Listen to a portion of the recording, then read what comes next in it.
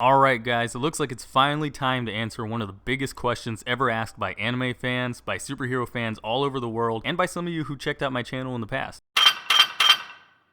How powerful is Goku? I mean, we've seen him tank hits from guys who could casually destroy planets with their ki, fly faster than anybody thought was possible, and punch through planets denser than Earth. Now, I know everybody's done videos on this, especially after Death Battle botched the calculations in their Superman vs. Goku battle, and then didn't even correct themselves or do any new math for their follow-up video, but I feel like nobody's really gotten the numbers right yet, so here we are. Before I get into this video though, I just want to make sure everybody's on the same page about what I'm going to be examining here, alright? Number one, because the original Dragon Ball Z anime tends to have a lot of filler that blows Goku's feats and abilities way out of proportion. It's called instant transmission. You dematerialize and travel as a mass of light. I'm only going to be looking at Goku's feats in the original manga series, with some minor exceptions. I'm going to explain that later on, just to keep everything as fair and accurate as possible. If this video gets up to, I don't know, let's say 200 likes, if we can get this video up to 200 likes, I'll do a follow-up video on how powerful he is so far in Dragon Ball Super. And number two, I'm not going to be using any gravity formulas or power levels or any bullshit like that to figure this out. We're just going to be looking at proven feats and stats here. Alright, now that I've gotten all that out of the way, let's figure out how powerful Goku is. Alright, so first, let's start with Goku Strength. At the very beginning of Dragon Ball Super, Goku in base form traveled to King Kai's planet to train, and while doing so, he lifted these huge weights. And this is seriously impressive, considering that this was before he met Beerus, meaning this is before he managed to turn into a Super Saiyan God. So this is still his base strength level from after the fight with Kid Buu. But how heavy are the weights? Counting the stack, we see there's 6 weights in total in this scene, 3 big ones and 3 little ones. Using Goku as a scale, we can see that the big weights are about 6.5, maybe 7 Gokus long, while the little weights are about 5.5 Gokus long. Both sets of weights seem to be about half a Goku tall. According to the Dragon Ball Wiki, Goku is 5'9" or 175 centimeters tall. Therefore, if the big weights are 7 Gokus long, then they'd be about 1,225 centimeters long, while the little weights, if they're 5 Gokus long, would be about 875 centimeters long. But what are the weights made out of? Well, that I don't know, nobody in the scene mentions that. But we can assume that these weights are made out of cast iron, since the weights in gyms are typically made out of cast iron, and I imagine King Kai would want Goku to train as much as possible with conventional style weights. Using an online metal calculator, we can then plug in these numbers and figure out how heavy the weights are. Using the calculator, we find that the 3 big weights in total weigh about 4,877,757 pounds, or 2,212,513 kilograms, and the 3 little weights in total would weigh about 2,488,651 pounds, or 1,128,833 kilograms. Converting that into tons means that the big weights weigh 2,438 tons, and the little weights weigh 1,244 tons. Adding those together, we see that base form Goku lifted 3,682 tons. But we're still not done yet. We have to multiply that number by 10, since the gravity on King Kai's planet is 10 times stronger than that of Earth's. After throwing that into the mix, then that means Goku was lifting 36,820 tons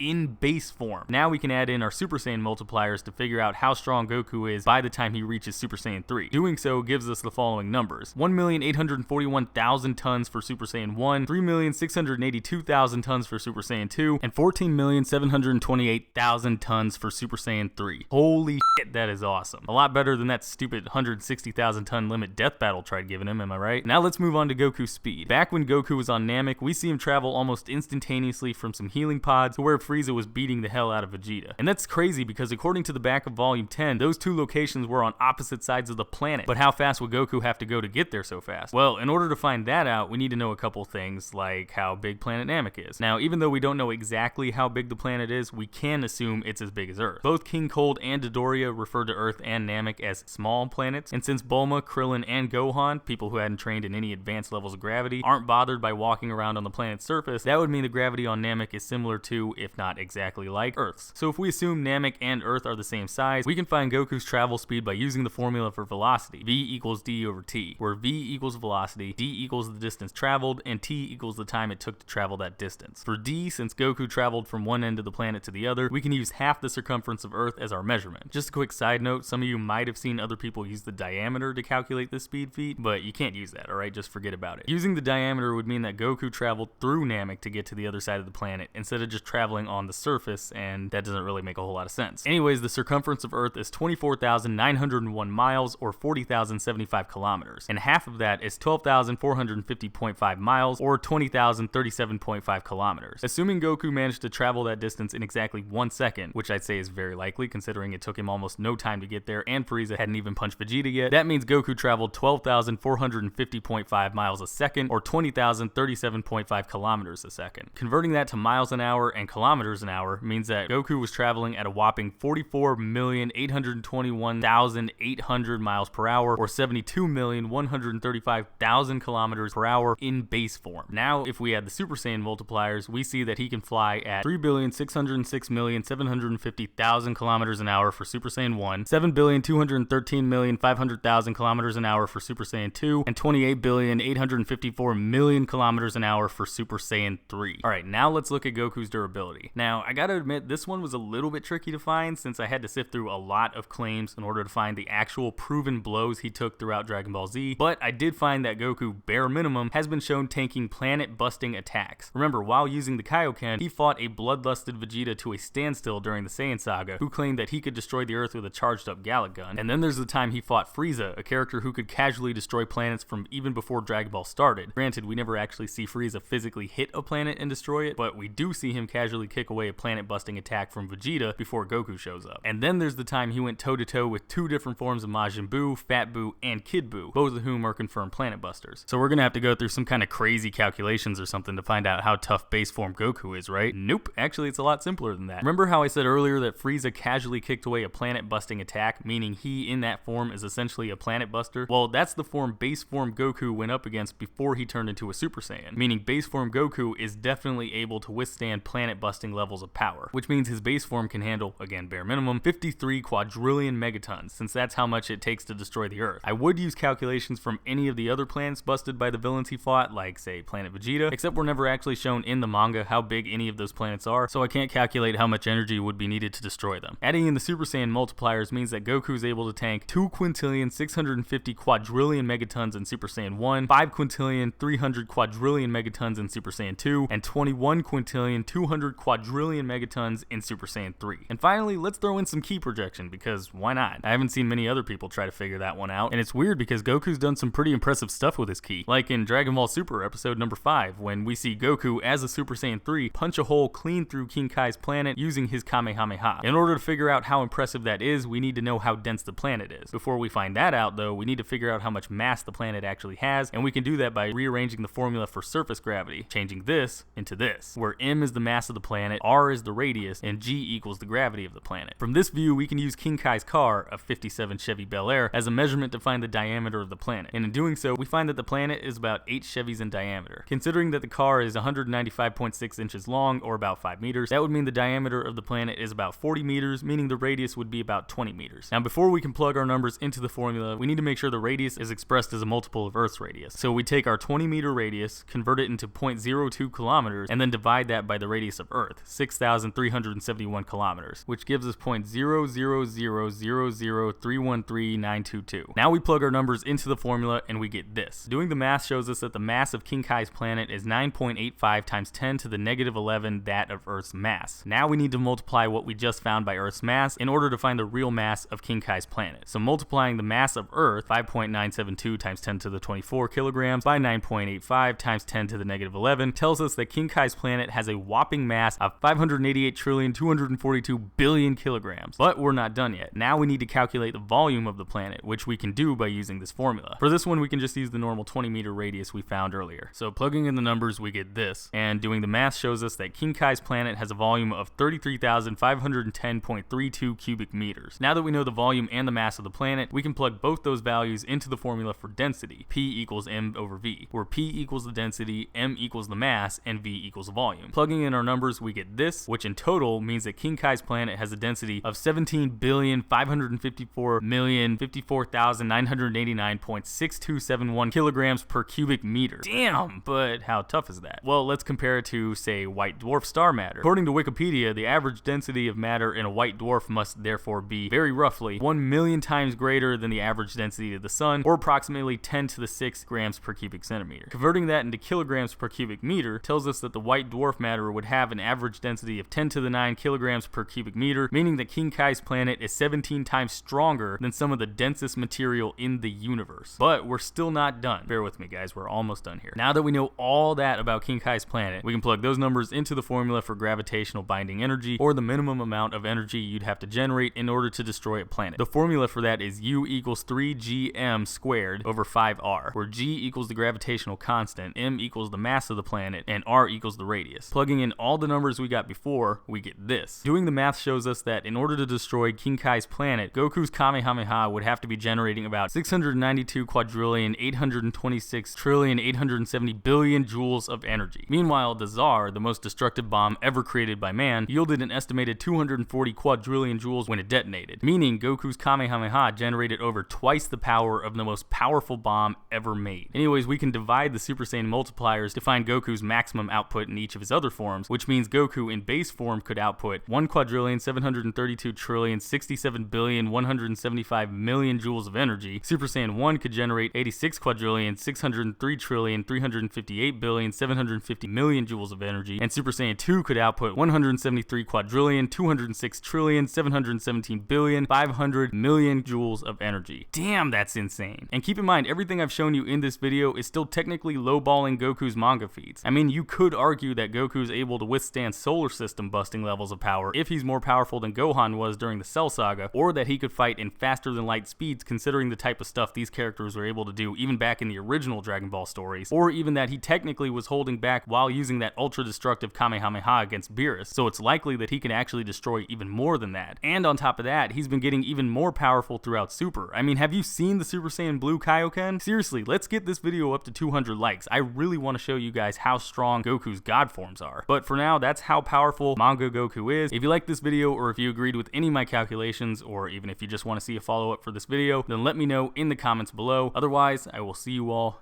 next time. Hey, thanks for watching. If you liked the video, be sure to click that like button, maybe leave me a comment while you're at it, and go ahead and click that subscribe button. Also, don't forget to check out any of my social media pages. I've got a Facebook, Twitter, Twitch, and Instagram. All those links are going to be in the description below. And I've also got my last video right there in the middle of your screen, so if you want to check that out, go ahead and click it, check it out. Alright, and I will see you all next time.